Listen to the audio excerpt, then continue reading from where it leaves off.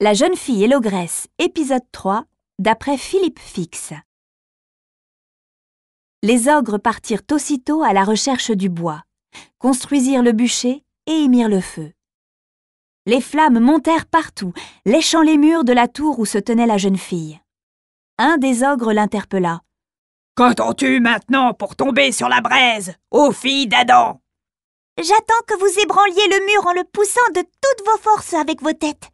Alors, je tomberai avec le mur. » S'arc-boutant, appuyant leurs têtes tous ensemble, les ogres voulurent s'attaquer au mur, mais celui-ci était tellement chaud qu'ils se firent d'horribles brûlures dont ils moururent sur l'heure.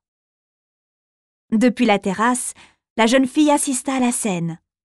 Quand elle fut sûre que tous étaient morts et qu'il n'y avait plus de danger, elle redescendit et se mit à refouiller la maison. Dans chaque pièce, elle découvrit de grandes richesses. Les chambres regorgeaient de coffres remplis de bijoux, de vêtements dignes de rois et de reines. Des sacs d'or s'entassaient dans les vestibules. Dans les caves, elle trouva d'énormes jarres d'huile et de beurre. Les étables renfermaient des troupeaux gigantesques. Les silos débordaient d'orge et de blé.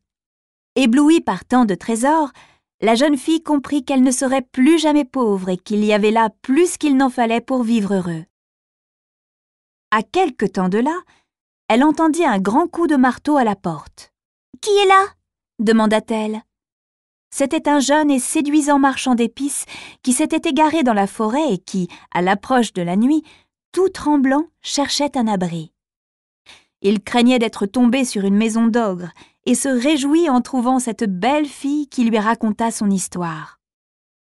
Les deux jeunes gens tombèrent amoureux. Ils se marièrent et vécurent heureux jusqu'à l'heure de la mort qui sépare les amants. D'après Philippe Fix, Ebec, 2003.